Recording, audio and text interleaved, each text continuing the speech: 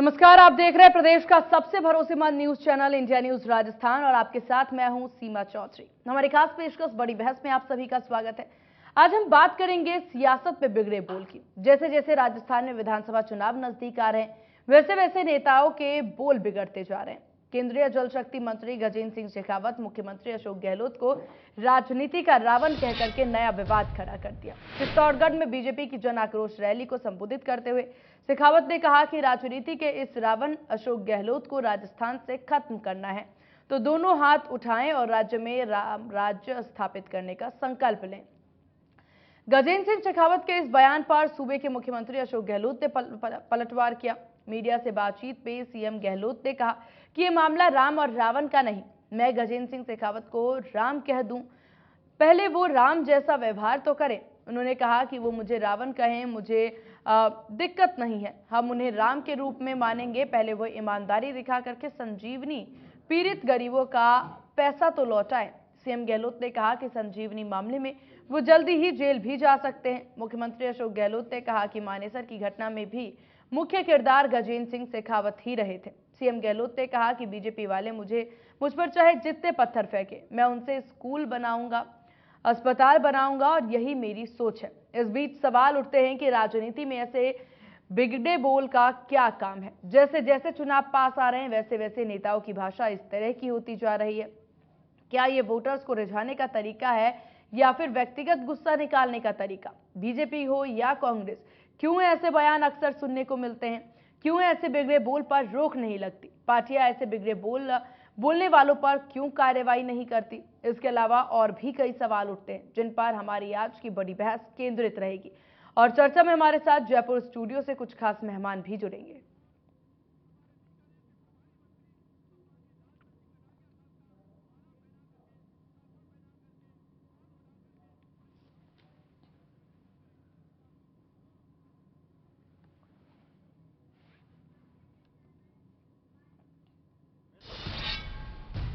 तो आज की बड़ी बहस का सिलसिला शुरू करें उससे पहले आपको सुना देते हैं कुछ बयान।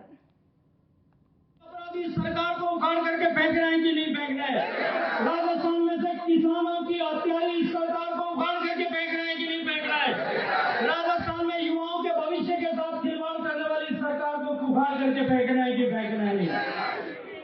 राजस्थान में राजनीति के इस रावण अशोक गहलोत को समाप्त करना चाहते हो तो दोनों भुजाएं उठाओ और राजस्थान में राम राज्य की स्थापना के लिए, राजस्थान में राम के राज्य की स्थापना के लिए संकल्प करो और पूरी ताकत के साथ में बोलो भारत माता की। ये मामला पीड़ित पक्षों का है, ये राम और रावण का मामला नहीं है।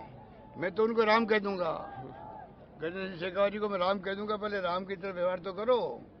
वो हमें रावण कहे, मुझे दिक्कत नहीं है, वो राम के रूप में मानेंगे उनको भी। तुम राम की मर्यादा पूर्ण से तुम राम की तरह बिहेव कर रहे हो।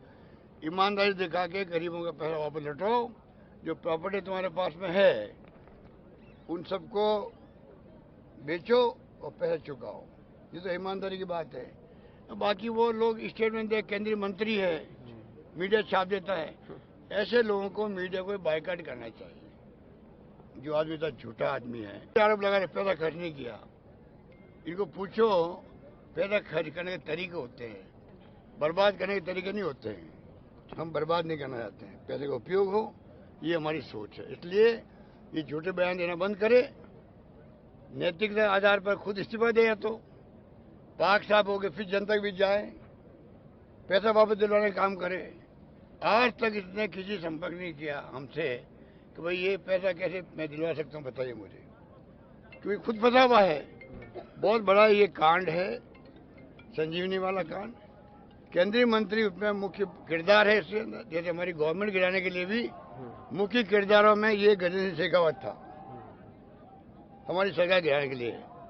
जो मानेसर में रहे थे उसमें भूमिका इसकी थी बहुत बड़ी, 19 लोग रहे थे मानेसर में, एमएलए हमारे। इन्होंने उनको सब तरह से लोभ लालच दिया, हम जानते हैं। अमित शाह जी भी साथ थे, धर्मेंद्र प्रधान साथ था इनके। धर्मेंद्र प्रधान के घर में मीटिंग होती थी तो बताइए आप, अमित शाह जी जाते थे। एक वो असलम नाम का कोई व्यक्ति था, जफर इस्लाम, वो जाते थे वहाँ। हमारे एमएलए को बुलाते थे, इतना बड़ा कांड करने के बाद कोई शर्म भी नहीं आती है। चुनी सरकार को आप गिराने का आपने कुकर्म किया है, कुकर्म किया है ना। तो लोकतंत्र में यकीन इनका है। आरएसएस और बीजेपी पूरी तरह फासिस्ट लोग हैं, हिटलर की तरह व्यवहार कर रहे हैं। हिटलर की तरह आने वाले वक्त में ये बर्बाद करेंगे इस देश को। हिंदू धर्म में हम सब हिंदू नहीं है क्या? हम हिंदू नहीं है क्या? इन्होंने ठेका ले रखा हिंदू का। ये तो क्या इनके बारे में बात करें तो कम है। इसलिए मैं आह्वान करना चाहूँगा पब्लिक को भी, इनकी चालों को समझ जाओ। अभी तो हिंदू हिंदू बात करके ये जो वोट लेते हैं बार बार मोदी जी, और अब बना रखा अपना। आने वाले वक्त में जब तकलीफ आएगी देश को, लोकतंत्र बर्बाद होगा, तब मालूम पड़ेगा पब्लिक को। आज जो मान सम्मान गरीब को मिलता है, एक वोट का मालिक वो भी है, तब इनकी क्या दुर्गति होगी।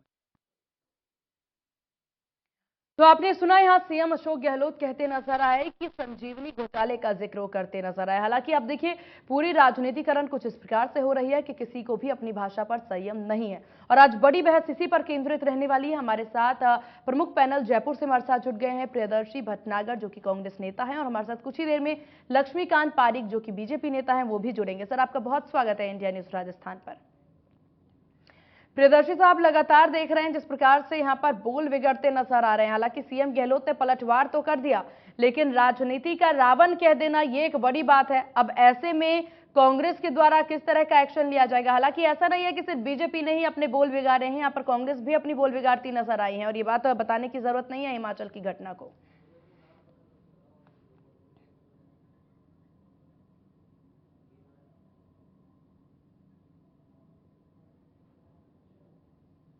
प्रियदर्शी साहब, क्या मेरी आवाज आप तक पहुंच पा रही है?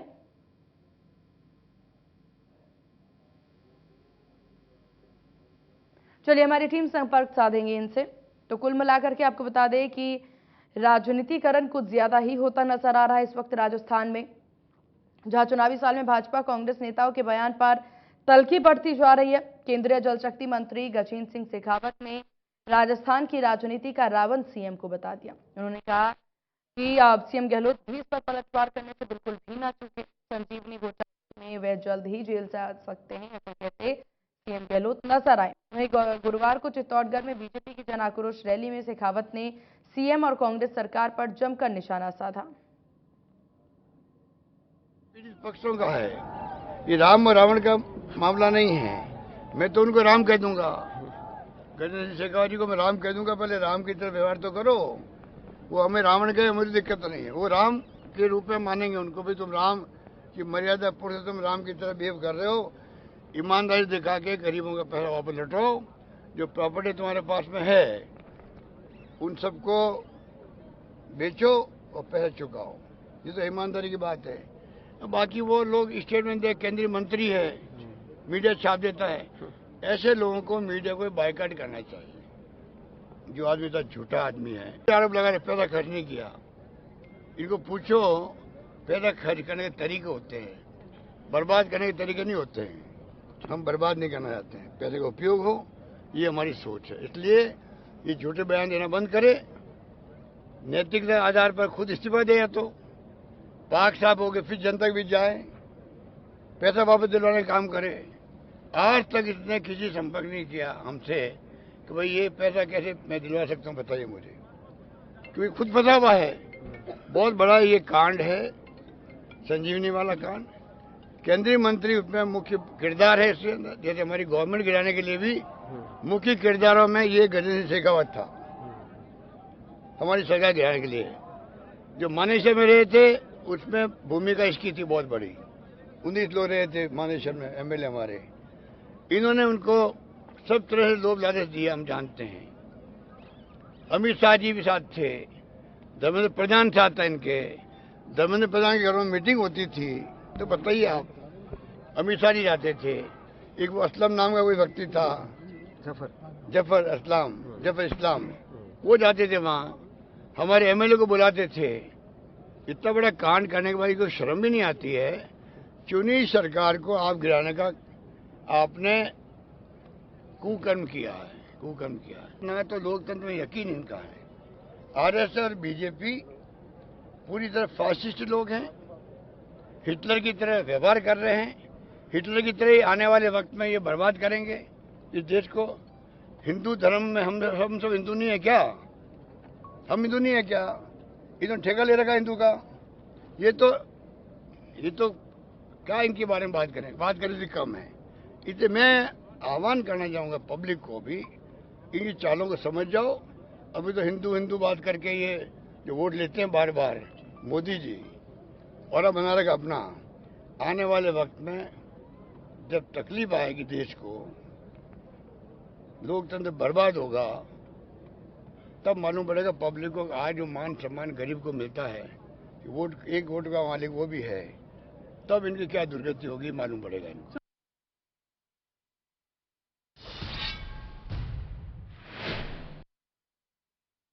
जुड़ गए हैं बीजेपी नेता। आप दोनों का बहुत स्वागत है इंडिया न्यूज राजस्थान पर। लक्ष्मीकांत जी, लगातार यहां पर देखिए जिस तरह की बयानबाजी अब की गई है बीजेपी के द्वारा, और सीएम अशोक गहलोत को राजनीति का रावण बता दिया आपने। शब्दों पर संयम रखना तो काफी जरूरी होता है।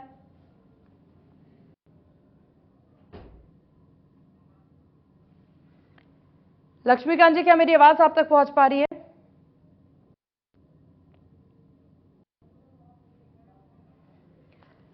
लक्ष्मीकांत जी, क्या मेरी आवाज आप तक पहुंच पा रही है?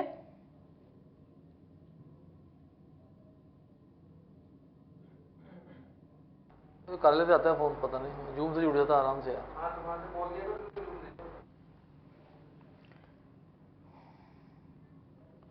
चलिए ठीक है, लक्ष्मीकांत जी आपसे संपर्क साधेंगे। प्रियदर्शी जी, क्या मेरी आवाज आप तक पहुंच पा रही है?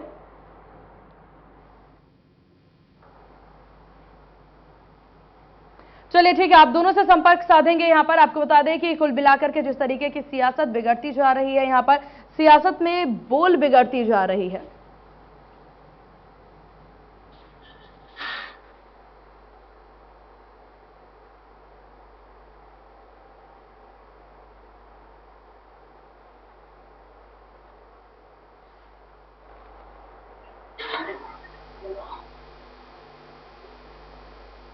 आवाज तो आई नहीं रही। गहलोत जी क्या बोल रहे हैं?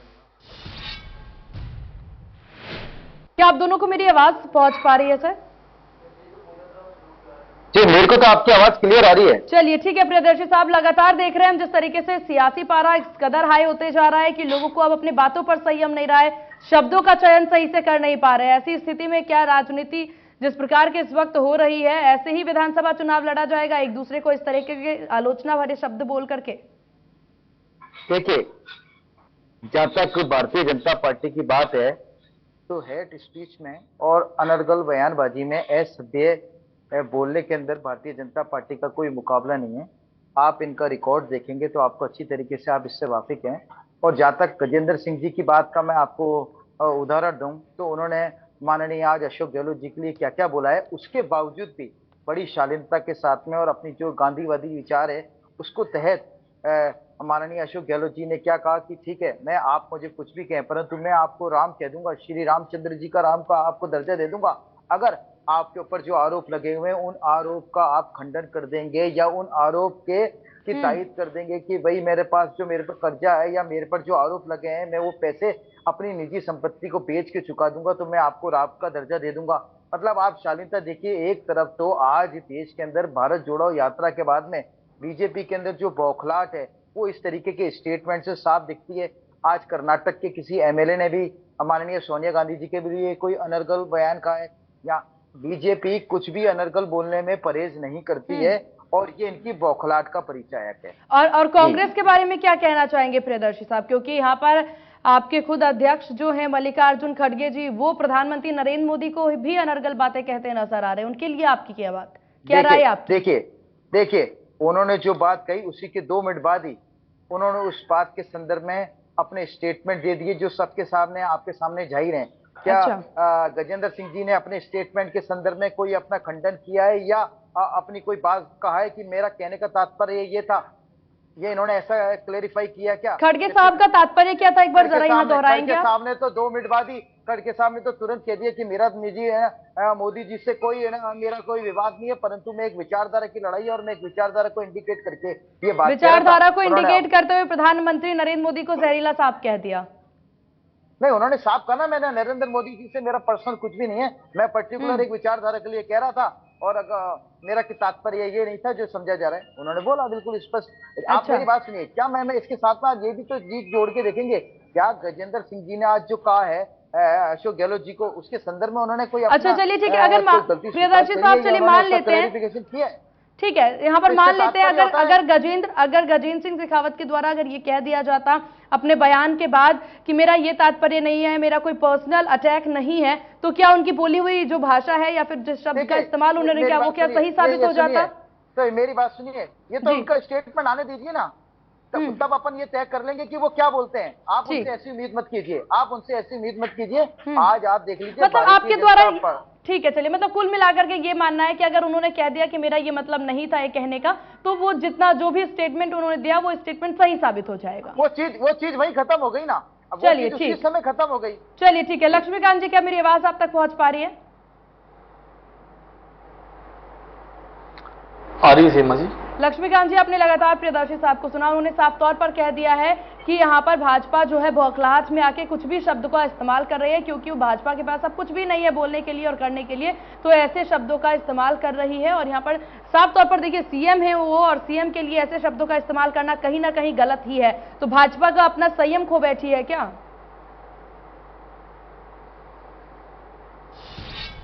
देखिए सीमा जी, भारतीय जनता पार्टी का बड़ा संयम नहीं खोती। भारतीय जनता पार्टी एक विचारों को लेकर चलने वाली पार्टी है, एक विचारधारा के साथ चलने वाली पार्टी है। भारतीय जनता पार्टी लोगों के सुख दुख में शामिल होने वाली पार्टी है। लगातार भारतीय जनता पार्टी अपने संघर्ष के माध्यम से सत्ता में अपने गरीब कल्याण के कार्यक्रमों के माध्यम से लगातार अपना कार्य कर रही है।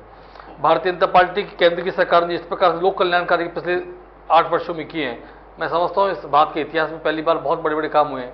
नहीं, आज कामों को लेकर के नहीं, लक्ष्मीकांत जी शायद आप समझ नहीं पाए, आज कामों को लेकर बात नहीं कर रहे हैं हम। आज हम ये बात नहीं कर रहे हैं कि किसने क्या काम किया है या फिर विधानसभा चुनाव की तैयारियों में क्या काम करने वाले हैं। आज हम बात कर रहे हैं कि जिन शब्दों का इस्तेमाल करना चाहिए सोच समझ के आप जनसभा कर रहे हैं, तो ऐसे में बहुत जरूरी हो जाता है कि अपने शब्दों का चयन बहुत ही सोच समझ करके करें। क्यों नहीं हो रहा है ऐसा?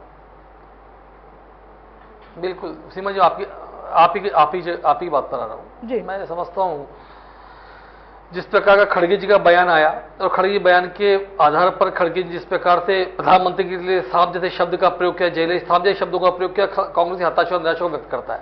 कांग्रेस ने पहली बार नहीं किया।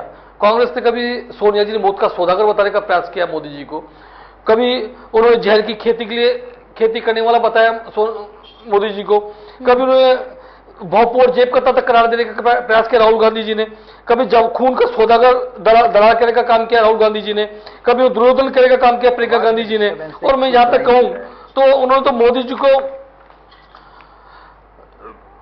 के औकात दिखाने का काम किया मधुसूदन मिस्त्री जी ने कहा, और रावण कहा, खड़गे जी साहब ने एक बार कहा, गंदी नाली का अजरंजन जी ने, और मणिशंकर अय्यर जी तो बयानों की बात ही नहीं करे। कभी कातिल कहा तो कोई मोदी जी को उन्होंने मोदी जी की हत्या कर दी चाहिए, ऐसे शब्दों का प्रयोग भी राजा पाटीदार ने किया। कुत्ते की मौत मरेगा इस शब्द का शेख हुसैन ने, मोदी हिटलर की मौत मरेगा सुबोध खान साहब कहते हैं, और खड़गे साहब भी वहां नहीं रुकते। खड़गे साहब कहते हैं कि मसूद और ओसामा बिन लादेन से उन्होंने मोदी कल्पना कर दी, बराबरी कर दी, और नालायक प्रधानमंत्री कहने काम कर दिया आपके अलका अरोड़ा जी ने, और मोदी जी राक्षस कहने काम करते उमंग सिद्धार्थ जी ने, और बदला कहने काम किया रणदीप सुरजेवाला जी ने, और पागल कुत्ता तक कहने काम करते शर्मा वर्मा जी ने, और नुमोनिया की तरह वायरस से रेणुका चौधरी जी कह देती है, सांप बिच्छू और गंदा आदमी कहने का मणिशंकर अय्यर करते हैं, नीच कहने का नाम मणिशंकर अय्यर करते हैं। मैं समझता हूं कांग्रेस की भाषा और शैली दोनों खराब है। और पाकिस्तान देखिए सीमा जी, जिस प्रकार का बयान कांग्रेस के लोगों ने 25 से अधिक बार मोदी जी के बारे में दिया है, उसकी चुनौती देश की जनता स्वीकार की है, और देश की 125 करोड़ जनता ने तो आपका प्रतिकार किया है, अपने वोट के माध्यम कांग्रेस सबक सिखाने का प्रयास किया है। उसके बाद भी कांग्रेस रुक नहीं रही है ऐसे अलग बयान करते हुए। पहली बात, अब मैं हमारी विचारधारा बताता हूं आपको मैं जी। माननीय मनमोहन सिंह जी इस देश के प्रधानमंत्री थे, नवाज शरीफ पाकिस्तान के प्रधानमंत्री थे, उन्होंने एक शब्दों के माध्यम से माननीय मनमोहन सिंह जी के बारे में अपशब्दों का प्रयोग किया, गंवार और देहाती महिला कहने का प्रयास किया। माननीय मोदी जी ने उसका प्रतिकार किया और उन्होंने कहा मैं हिंदुस्तान का प्रधानमंत्री हूं, मेरे प्रधानमंत्री के बारे में शब्दों का मैं चैन सुन भी नहीं सकता। लेकिन वही राहुल गांधी ब्रिटेन में जाकर देश को कटघरे में खड़ा करने का प्रयास करते हैं, देश के नेताओं को कटघरे में खड़ा करने का प्रयास करते हैं, देश के लोकतंत्र को कटघरे में खड़ा करने का प्रयास करते हैं। ये कांग्रेस का चाल चरित्र चेहरा है। आप मिसगाइड करने की कोशिश मत कीजिए। आप विचारधारा की बात कर रहे थे तो आप विचारधारा पे ही रहिए, आप मिसगाइड करने की कोशिश मत कीजिए। अगर मैं आपके नेताओं ने जो जो बोला है वो आपको गिनाने लग जाऊंगा ना तो आप खुद ही शर्मिंदा हो जाएंगे। आप जिन मोदी जी की बात कर रहे हैं उन्होंने सोनिया गांधी जी के लिए क्या क्या कहा है उसका क्या आपको पता है? क्या उन्होंने आपको क्या जर्सी गाय बोला? और आज तक सोनिया गांधी जी को क्या बोला? पाकिस्तान और चीन का एजेंट बता दिया आपके नेता के अंदर। और आप किस राष्ट्रवाद, इस धार्मिक भावना की बात करते बीजेपी, तो आप सबसे पहली चीज तो ये देखिए ना, खुद भारतीय जनता पार्टी ने नुपुर शर्मा के बाद, नुपुर शर्मा का जो घटनाक्रम था उसके बाद में आत्ममंथन किया, आत्मचिंतन किया और ये पाया, खुद ने भारतीय जनता पार्टी ने अपने 38 नेताओं का नाम जद किया और हिदायत दी कि आप अपनी जबान पर लगाम रखें। क्या उसको पता है देश के अंदर आपके ही प्रवक्ता ने क्या बवंडर मचाया था उस चीज उससे आप चलिए ठीक है प्रियदर्शी साहब, आपके पास आएंगे, आपको भी पूरा मौका मिलेगा अपनी बात रखने का। लक्ष्मीकांत जी को पहले बोल लेने देते हैं। लक्ष्मीकांत जी अपनी बात पूरी करें और साथ ही साथ एक और सवाल का जवाब दें। आपने यहाँ पर जिक्र किया कि कितने बार कांग्रेस के द्वारा यहाँ पर प्रधानमंत्री मोदी की आलोचना की गई है और ऐसे शब्दों का इस्तेमाल किया गया है, तो जिन शब्दों का इस्तेमाल कांग्रेस ने किया ठीक ऐसे ही शब्दों का इस्तेमाल अब बीजेपी करती नजर आ रही है, तो क्या माना जाए कि जैसा कांग्रेस करेगी वैसा ही बीजेपी भी करती नजर आएगी? एक तरफ आप ये कहते नजर आते हैं कि हमारी पार्टी औरों से अलग है, बहुत विचाराधीन वाली पार्टी है, और उसके बाद इस तरह के शब्दों का इस्तेमाल कर्नाटक के विधायक के द्वारा किस तरह की बात सोनिया गांधी के लिए कही गई, ये बात आप अनभिज्ञ नहीं है आप इस बात से?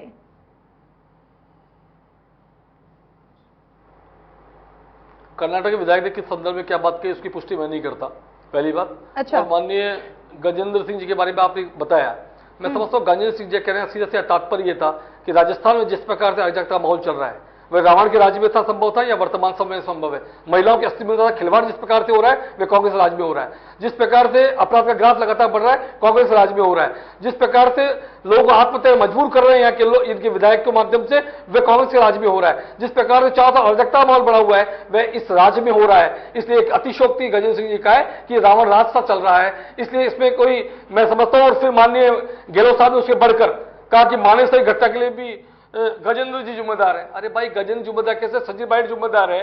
सचिन पायलट आपकी पार्टी में है, आपकी पार्टी के उप मुख्यमंत्री है, आपने ऊपर क्या कार्रवाई की? यदि वे जिम्मेदार सचिन पायलट जी हैं तो वो निकाल देते अपनी पार्टी से। अब आपसे खाए बनता है उगले पलता है, आप सचिन पायलट के बारे में बोल नहीं पाते, लेकिन विपक्ष में रहने के कारण गजेंद्र सिंह जी पर आरोप लगातार लगाने प्रयास करते हैं और गजेंद्र सिंह जी पर कोई भी आरोप आज तक हम साबित नहीं कर सके। आपने संजीवनी कांड को उठाने का प्रयास किया, किसी एफआईआर में किसी घटना में माननीय गजेंद्र सिंह, देखिए लक्ष्मीकांत जी यहाँ पर गहलोत साहब ये भी बोलते बनाने का प्रयास कर रहे हैं गजेंद्र सिंह के खिलाफ जो बिल्कुल निंदनीय है। ठीक है। देखिए लक्ष्मीकांत जी, गहलोत साहब का यहाँ पर यह भी साफ तौर पर कहना था कि जैसा कि आपने भी जिक्र किया कि उन पर कोई भी आरोप नहीं है या फिर इस तरह के कोई भी कार्य उन्होंने नहीं किया, तो अगर ऐसा कुछ नहीं किया है तो हाईकोर्ट क्यों गए थे जमानत के लिए?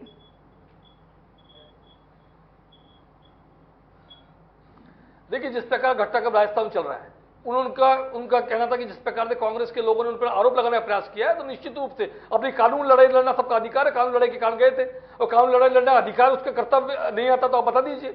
अच्छा, और किसी एफआईआर में कोई नाम हो तो आप बता दीजिए सीमा जी। ठीक है। प्रियदर्शी साहब, लगातार आपने सुना यहाँ पर लक्ष्मीकांत जी को, साफ तौर पर इनका कहना कि हालांकि जितने बार कांग्रेस के द्वारा अपशब्दों का इस्तेमाल किया, आपने साफ तौर पर सुना किस प्रकार से गिनवाते भी नजर आए।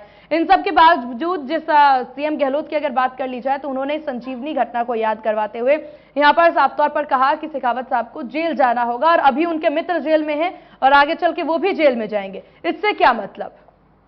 इससे बिल्कुल स्पष्ट मतलब है। आप आज की ताजा घटना देख लीजिए। आज माननीय न्यायालय ने के अंदर आज इस संजीवनी घोटाले के अंदर ना निर्णय किया गया है कि इसमें जो राज्य सरकार की जो एप्लीकेशन थी उसको स्वीकार किया गया है। और अगर आज अशोक गहलोत जी ने ये बोला है कि अगर इतने पाक साफ हैं, खुद को निर्दोष मान रहे हैं, तो जमानतों के लिए क्यों कोर्ट में भागे फिर रहे हैं, क्यों अपनी सफाई देते फिर रहे हैं? अगर इन्वॉल्व है तभी तो। और उन्होंने कौन से अशोक गहलोत जी ने उनको अपशब्द कह दिया? उन्होंने तो ये कह दिया मैं तो आपको राम मान लूंगा, जो आप पे आरोप है उस आरोप के तहत आप अपनी जो संपत्ति है उसको बेचान करके जो बेचारी गरीब जनता है उसका भुगतान कर देवे। और आज ये किस नैतिकता की बात करते हैं। इनकी पूरी पार्टी ऊपर से नीचे गलत बयानबाजी में फंसी हुई है। आज आप देख लीजिए उनके मदन दिलावर के क्या स्टेटमेंट रहे। मैं इनके स्टेटमेंट सुना उनके पूरे राष्ट्रीय नेता से नीचे तक के लिए। आप देख लीजिए लोकसभा में इनके खुद के एमपीओ के द्वारा जो एडीआर की जो रिपोर्ट दी जाती है उन्होंने सबसे ज्यादा जो 15 सांसद थे जो गलत बयानबाजी में इन्वॉल्व थे उसमें से 10 तो भारतीय जनता पार्टी के, 27 मैं ऑन रिकॉर्डेड बात कर रहा हूं, 27 एमएलए इसके बीजेपी के जो गलत बयानबाजी में जिन्होंने अपने हलफनामे में कहा कि हाँ ठीक है हमारे पास इस तरीके के मामले चल रहे हैं। तो भारतीय जनता पार्टी का तो कोई रिकॉर्ड नहीं है। इनके प्रदेश अध्यक्ष क्या बोलते हैं कि बजट को काली दुल्हन की तरह रंग रोगन। आज ये महिला की बात करते हैं, ये महिलाओं का सम्मान करते तो इनको वो इस बात से क्या ये अछूते हैं क्या कि काली महिला को रंग पोत के पेश किया गया है तो इसका मतलब काली महिला नहीं होती, उसका सम्मान नहीं होता, वो मातृशक्ति नहीं होती। उस सब के बारे में ये नहीं बोलेंगे क्योंकि वास्तविकता तो क्या है जो राहुल जी ने जो लंदन में जो बात कही है उस बात से पीड़ित है। उन्होंने क्या कहा था कि लोकतंत्र पे हमला हो रहा है। आज हर कांग्रेसी ये कहता है वास्तविकता में लोकतंत्र पे हमला हो रहा है। लोकतंत्र का किस तरीके से केंद्रीय सरकार अपने पक्ष के अंदर दबा रही है, किस तरीके से राष्ट्रीय एजेंसियों को यूज कर रही है। आज आप देख लीजिए इनकी पार्टी के राज्यपाल सत्यपाल मलिक जब इनकी पार्टी में तब तक तो कुछ हुआ नहीं, जैसे उन्होंने इनकी पार्टी को छोड़ा सच बोलने के लिए जनता के बीच में आ गए तो उनके ऊपर कार्रवाई चालू हो गई। उसका इनके पास में जवाब है। जैसे ही चुनाव आते हैं वैसे ही छापे पड़ना शुरू हो जाते हैं, वैसे ही दंगे शुरू हो जाते हैं। इस चीज के बारे में इनको कुछ पता है क्या? और सबसे बड़ी इनके पास में टेक्निक क्या है? भारतीय जनता पार्टी का इतिहास रहा है इस पार्टी का, इनके पास में फील्ड में करने को कुछ नहीं होता है। इनको ट्रेनिंग दी जाती है जुमलेबाजी की और अशब्द बयानबाजी की, जिससे ये माहौल गर्म करते हैं और माहौल गर्म करके उस पर ही अपनी रोटियां सेकते हैं। आप देख लीजिए दंगों का माहौल पैदा करते हैं, गलत बयानबाजी करते हैं। मैं वही बात बोल रहा हूं जो भारतीय जनता पार्टी के खुद के इतिहास में दर्ज है। इन्होंने खुद ने अपने नेताओं को नामजद किया है कि भाई आप अपनी जबान पे संयम रखें। आज नुपुर शर्मा के मामले पे ये क्या इसको ये खुद को डिनाई कर सकता है कि हम उस मामले से इन्वॉल्व नहीं है? उस एक घटना से पूरे देश के अंदर इन्होंने आग लगा दी। तो मेरा कहने का तात्पर्य यह है कि भारतीय जनता पार्टी के पास में मुद्दा विहीन पार्टी है जिसके पास में धरातल पे कुछ नहीं है, सिर्फ कहने को है। जिस प्रकार से वो ये अनर्गल बयानबाजी और झूठ कहती रहती है 60 साल में क्या किया, 60 साल में क्या किया, 60 साल में आज आप खड़े हो उस जगह पे। कांग्रेस ने ये किया है कि आप बोलने लायक को ये किया है, देश को आजाद कर दिया और आपको इतनी स्वतंत्रता है कि आप बोल पा रहे हो। कांग्रेस ने ये किया, अगर आज कांग्रेस पार्टी नहीं होती तो आप कहीं नहीं होते, आज आप कहीं बैठे गुलामी की जंजीरों में जकड़े हुए होते। कांग्रेस ने देश को गुलामी से आजाद कराया, ये सब चीजें हैं जी। ठीक लक्ष्मीकांत जी, आपने सुना प्रियदर्शी साहब को? लक्ष्मीकांत जी, क्या मेरी आवाज आप तक पहुंच पा रही है? मेरे पास आवाज नहीं है सीमा जी इनकी, बिल्कुल भी। चलिए ठीक है, तो मैं बता देती हूँ प्रियदर्शी साहब आपकी आवाज आ रही है, प्रियदर्शी भटनागर साहब की आवाज मेरे तक नहीं पहुंची। चलिए ठीक है, हमारी टीम इस पर काम करेगी। तो यहाँ पर प्रियदर्शी साहब के द्वारा साफ तौर पर देखिए एक एक विषय को उठाया गया और एक एक विषय पर वो बोलते नजर आए। उन्होंने साफ तौर पर बताया कि बीजेपी जो है सिर्फ अनर्गल बातें करती है, जो शब्द मुद्दा विहीन पार्टी है बीजेपी भाजपा। और साथ ही साथ यहाँ पर जिस प्रकार से आप ये सवाल उठाते नजर आते हैं कि क्या किया है कांग्रेस ने इन सालों में, क्या किया है, तो साफ तौर पर आजादी दिलाई है कांग्रेस ने, ऐसा कहते प्रियदर्शी साहब नजर आए।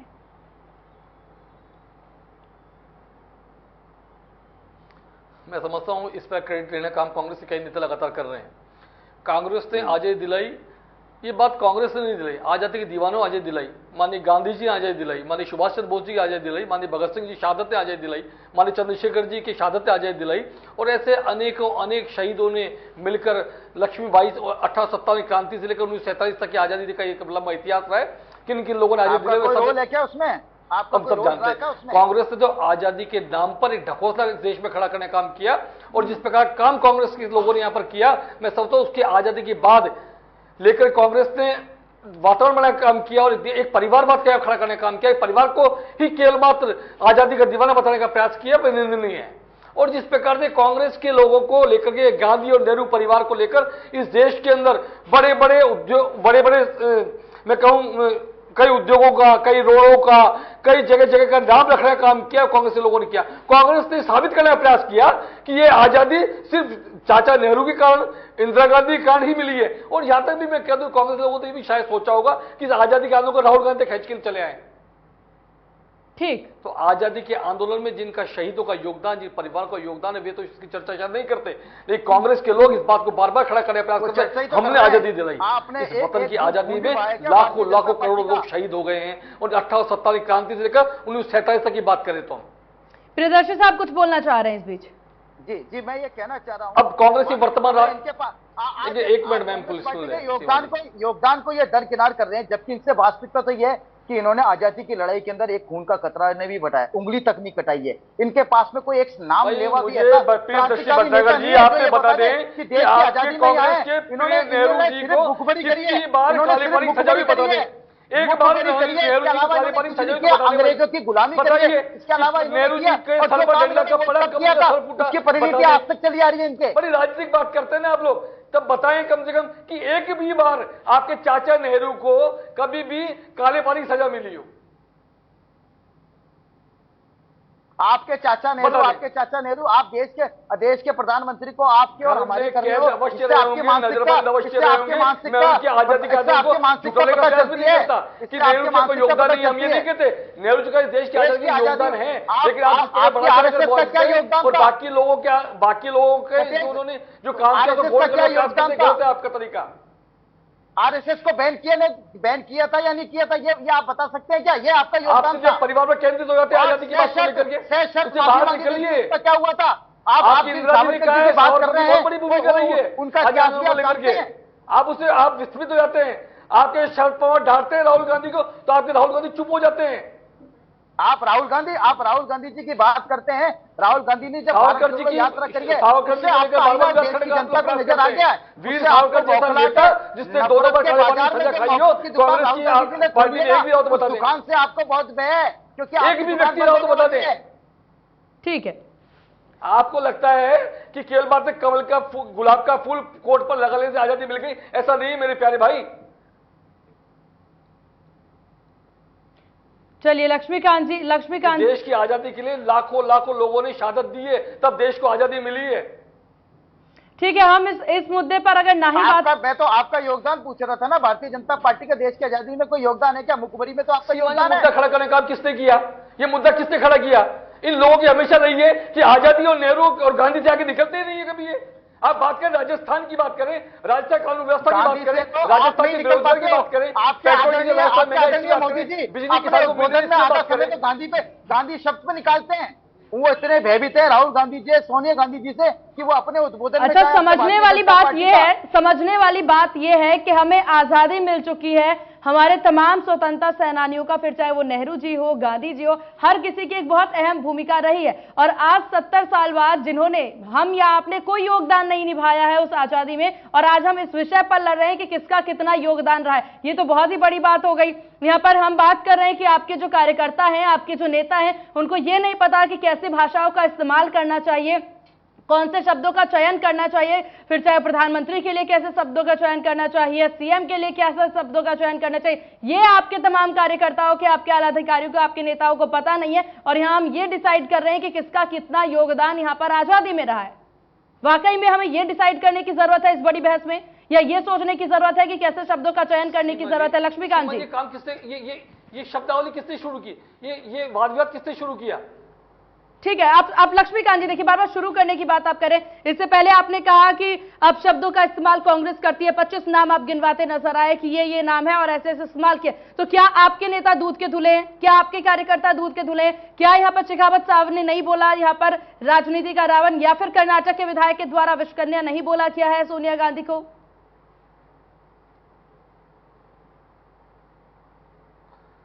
देखिए, मैंने पहले भी कहा, कर्नाटक के विधायक ने क्या कहा इसकी पुष्टि मैं नहीं करता। ठीक है, मैं इस बात को दोहराता हूँ, मैं कर्नाटक के बारे में बात कर रहा हूँ। आप राजस्थान की बात के लिए और प्रधानमंत्री की बात के लिए यहाँ पर डिबेट पर बुलाया। ठीक है, कर रहे हैं राजस्थान की बात। बताइए शेखावत साहब, आप क्या बोलेंगे अपनी सफाई में? मैं इनसे पूछ लेता हूँ कि राजस्थान में इनके प्रदेश अध्यक्ष सतीश पूनिया जी ने जो कहा, उससे मैं कहा कि शेखावत साहब ने रावण राज्य तुलना का काम किया। मैं समझता हूँ रावण राज्य की तुलना जिस प्रकार से उन्होंने काम किया, देश में महिलाओं की अस्तित्व पर प्रश्न खड़ा हो रहा है, देश के अंदर देश में जो अराजकता का प्रदेश में जिस प्रकार अराजकता का माहौल बना हुआ है, जिस प्रकार से कानून व्यवस्था कितनी गंभीर होती चली जा रही है, जिस प्रकार से बेरोजगार युवक खड़े हैं, और जिस प्रकार से आज तो मैं मान के चलता हूं जिस प्रकार से मंत्रालय कर्मचारी तक हड़ताल पर हैं, तो अव्यवस्था और अराजकता का माहौल राजस्थान में बना हुआ है। उसको लेकर के माननीय गजेंद्र जी कुछ शब्द कहे हैं। लक्ष्मीकांत जी, यहाँ पर देखिए, सीएम अशोक गहलोत के द्वारा यह भी कहा गया, लेकिन माननीय गहलोत साहब तो वहां रुक ही नहीं रहे। गहलोत साहब तो मानेसर को लेकर चलते रहते हैं। मानेसर गहलोत साहब दिमाग से निकलता ही नहीं है भाई। वो बड़े तो- परेशान है सचिन पायलट को गहलोत लेकर साहब के। तो ये भी तो कहते सीधे नजर आए पायलट कि पे अब अटैक नहीं राम कर पाते जैसा वो। कोई काम करिए, और आपको मैं बोलाते राम दिल्ली की से अटैक उपाधि दे करते हैं। दूंगा। बंदूक कंधे पर खुद के में रखने की जगह दूसरे बंदे बंदूक के चलाने का प्रयास करते हैं। ठीक ठीक है प्रियदर्शी साहब, क्या कहना चाहेंगे आप, क्योंकि लगातार अब यहाँ पर देखिए, क्योंकि यहाँ पर कह दिया गया है, शेखावत साहब का मतलब ये था कि राजस्थान की कानून व्यवस्था ठीक नहीं है, राजस्थान में अव्यवस्थाएं हैं और इसी वजह से उस शब्द का चयन किया गया। तो ये चयन, आपने सफाई की बात कही थी, लीजिए लक्ष्मीकांत जी ने सफाई दे दिया है, तो अब क्या ये शब्द सही है? देखिए, मैं आपकी बात को स्पष्ट कर दूं। सबसे पहली चीज तो ये किस अधिकार से ये बात करें, जिसने वो शब्द कहे वही सबसे पहले जस्टिफाई करेगा कि मैंने किस इंटेंशन से ये शब्द कहे। तो सबसे पहले उन जिसको करना चाहिए था उसने तो सफाई दी नहीं, ये उनकी बात को ढक रहे हैं। जबकि वास्तविकता तो ये है कि अभी जैसे जैसे चुनाव नजदीक आएंगे भारतीय जनता पार्टी के बोल बिगड़ने शुरू हो जाएंगे, क्योंकि ये माहौल को गर्म करना चाहते हैं। माहौल गर्म करके ये उसको अपनी राजनीतिक रोटियां सेकेंगे, क्योंकि फील्ड में जो अशोक गहलोत जी की जो राजस्थान के अंदर जो कुशल सरकार है और जो कुशल प्रबंधन है, उसके बाद इसके लिए, इनके कहने के लिए कुछ भी नहीं है कि ये इस तरीके से माहौल खराब करेंगे। मैं आपको स्पष्ट बता दूं, कोई बड़ी बात नहीं है। जैसे चुनाव आए, चुनाव आने के दौरान दंगे भी होंगे, सब कुछ होगा, भाई को भाई से लड़ाया भी जाएगा। पार्ट है जिसकी शुरुआत भारतीय जनता पार्टी कर चुकी है, ये वास्तविकता है, ये वास्तविकता है। पर आज ये कह रहे हैं कि उनका कहना राजस्थान के व्यवस्था की बात कर रहे हैं, तो आप मेरी बात सुनिए। राजस्थान के भ्रष्टाचार बढ़ा है, ये बता दें आपको। स्वागत कक्ष बने हुए हैं, अगर कोई आदमी एफआईआर दर्ज कराने जाता है तो होटल स्वागत कक्ष में बैठाया जाता है, फिर उसकी बात सुनी गई है। सरकार ने यह भी प्रोविजन करा है, ऑनलाइन भी एफआईआर दर्ज हो सकती है। और आपके मोदी राज में क्या हो रहा है कि दिल्ली के अंदर पहलवान बैठे हैं सड़कों के ऊपर, उनकी एफआईआर दर्ज नहीं हो रही है। महिला दुष्कर्म की आज कहां, ये महिला नारी को आप माता का रूप देते हैं, आप बहन का रूप देते हैं, आज उनके साथ कुछ हुआ है तो उसके ऊपर आप महिला दुष्कर्म राजस्थान नंबर 1 पर आ गया भैया। कानून की बात राजस्थान नंबर 1 पर आप जाके देखिए, महिला दुष्कर्म राजस्थान नंबर 1 बहुत विनता है, क्योंकि आप धरातल पे नहीं हो। चोरी घटना में राजस्थान नंबर 1, जो भारतीय डकैती घटना में राजस्थान नंबर 1। राजस्थान में केवल सस्ती कोई चीज है तो आदमी की जान सस्ती है। विधायकों को नाम लिखकर लोग रोज मर रहे हैं, वीडियो बनाकर रोज लोग मर रहे हैं भैया। अगर बिल्कुल बिल्कुल मैं आपकी बात का जवाब देता हूं ना, अगर ऐसा कुछ है तो माननीय अशोक गहलोत जी ने भी कहा है और जिन नेताओं के खिलाफ ये आरोप लगा उन्होंने भी कहा है कि मैं जांच में जाऊंगा, पुलिस मुझे बुलाएंगे और अगर मेरे पास कोई आरोप होते हैं, मैं इसमें आरोप होते हैं तो आप उस पर कार्रवाई कीजिए। राजस्थान इकलौता ऐसा राज्य है जिसके अंदर चाहे नेता हो, चाहे संतरी हो, चाहे कोई मंत्री हो, प्रदर्शन जी भी बात सुन ले, भट्टागर साहब सुन ले। मृतक ने अपना वीडियो बनाकर डाला है, मृतक ने अपना वीडियो बनाकर डाला है, रामकेश वीडियो बनाकर मरे भैया। और आपकी केंद्रीय सरकार उनको बचा रही है, उनकी शहादत को काम नहीं करें। ये आप मरने के लिए आपने छोड़ दिया व्यक्ति को, उस पर क्या कार्रवाई की आपने, बताइए। किस कानून व्यवस्था की बात करते हैं आप? पिछली सरकार की भी आपकी कानून व्यवस्था देख लीजिए। आज माननीय अशोक गहलोत जी ने आवश्यक रूप से पिछली की बात क्यों कर रहे हैं? अरे पिछली की बात क्यों कर रहे हैं? अभी की बात करिए ना, अभी की बात करिए। आप तो पिछली भी कहा चली जाते हैं भैया। 5 वर्षों में 14% गिरावट बढ़ गया। अब जवाब देते चाहिए, आपको थाने में स्वागत कक्ष मिलेंगे, थाने में जाइए। चोरी डकैती लूटपाट हत्याएं लगातार बढ़ी है, कैसे बढ़ी है, क्यों बढ़ी है? आपसे कानून, क्योंकि राजस्थान के गृह मंत्री भी मुख्यमंत्री हैं, इसलिए उनका समय नहीं होता गृह मंत्री को संभालने का। मुख्यमंत्री को तो केवल चाटुकारिता दिल्ली दरबार करनी आती है। दिल्ली दरबार की चाटुकारिता फुर्सत मिले तो मुख्यमंत्री राजस्थान पर ध्यान देंगे ना भैया। चलिए ठीक नारी जी, राहुल गांधी की चाटुकारिता से, माननीय सोनिया जी की चाटुकारिता से, माननीय प्रियंका जी चाटुकारिता से, खड़गे साहब की चाटुकारिता से फुर्सत मिल जाए, दिल्ली दरबार खुश करने से फुर्सत मिलेगी तो राजस्थान को संभालेंगे। देखिए, आपकी भाषा ही कोई संयमित नहीं है। अब आपकी बात का क्या जवाब दिया जाए? ये प्रणाली तो आपकी पार्टी में चाटुकारिता की, क्योंकि हमारे आपकी पार्टी में वन मैन चाहिए, एक प्रश्न आपसे पूछा मैंने कि राजस्थान की कानून व्यवस्था की क्यों हो गई, तौर पर आप बता दें कि क्यों राजस्थान की कानून व्यवस्था इतनी खराब हो गई है, महिला पर अत्याचार के क्यों बढ़े हैं, बता दें। आज जो राजस्थान पूरे देश की जो हालत बिगाड़ी गई है वो आप बिजली आखिर 2 घंटे जिम्मेदार है। देश के अंदर जो बेरोजगारी, काला धन, गांव ढाणी में 2 घंटे वो सब जिम्मेदारी देते हैं। कितने यूनिट बिजली का कंजम्पशन आपने बढ़ाया 5 वर्षों में, ये बता दें। लक्ष्मीकांत जी, आपने सवाल पूछ लिया, आप जवाब देने का मौका तो दें उन्हें। प्रियदर्शी साहब अपनी बात पूरी करें। सीमा जी, मैंने तो कुछ प्रश्न खड़े किए, जवाब मांग लें, जवाब दे दें। आपने कानून व्यवस्था की बात करी तो मैंने आपको कानून व्यवस्था का आईना बताया ना की एक छोटी सी चीज है एफआईआर, जिसमें सिर्फ एक शिकायत दर्ज कराई जाती है, जिसमें जांच होती है। आपके मोदी राज के अंदर एक शिकायत दर्ज करने के लिए पूरा देश जानता है कि महिलाएं अपने अधिकारों के लिए सड़कों पर बैठी हुई है। छोटी चीज है आपके लिए, एफआईआर बहुत छोटी चीज है। तो आपके लिए बहुत बड़ी चीज होगी, क्योंकि उसमें आपके लोग इन्वॉल्व हैं। आप एफआईआर को क्या मानते हैं ये तो बता दीजिए। आपके जो स्टेशन के अध्यक्ष उनके ऊपर राजस्थान के नाम क्या है, 85 मामले। आप एफआईआर की बात करते नहीं है, पूरे उससे पहले आप रबड़ की बात करते नहीं है, आप जो जांच के लिए एफिशिएंट की बात करते हैं। राजस्थान के अंदर थानों में आपको स्वागत केंद्र मिलेंगे, पहले जांच करेंगे फिर एफआईआर करेंगे। आपको स्वागत किया जाता है। राजस्थान में थानों की स्थिति बस के बस होती चली जा रही है, दर्द पूछा जाता है, फिर उसमें कार्रवाई करी जाती है, उसके ऊपर जांच की जाती है। ये नहीं है कि उसको धरना और प्रदर्शन के लिए मजबूर किया जाए। चलिए ठीक है, जिस तरीके से यहाँ पर देखिए, ये हमारा एक मुख्य विषय था कि भाषा की संयम या फिर बोली जो बिगड़ती जा रही है उसको लेकर के प्रदेश में जो सरकार है क्या वो चिंतित है, या फिर जो भाजपा है जो ऐसे शब्दों का इस्तेमाल करती नजर आ रही है क्या वो चिंतित है। यहाँ पर शेखावत साहब के द्वारा कोई भी सफाई में बयान नहीं दिया गया है। इसका ये मतलब है कि कुल मिलाकर के वो उन्होंने जो बयान दिया, जिस शब्दों का चयन किया उसके हिसाब से वो सही है उनके हिसाब से। इस पर लक्ष्मीकांत जी आप यहाँ पर देखिए, प्रियदर्शी साहब के द्वारा साफ तौर पर कहा जा रहा है कि यहाँ अगर सफाई देनी है तो यहाँ पर शेखावत साहब को खुद सफाई देनी चाहिए थी। इसका ये तात्पर्य है कि अगर उन्होंने इस शब्द का इस्तेमाल किया है तो वो इसके लिए बिल्कुल भी शर्मिंदा नहीं है।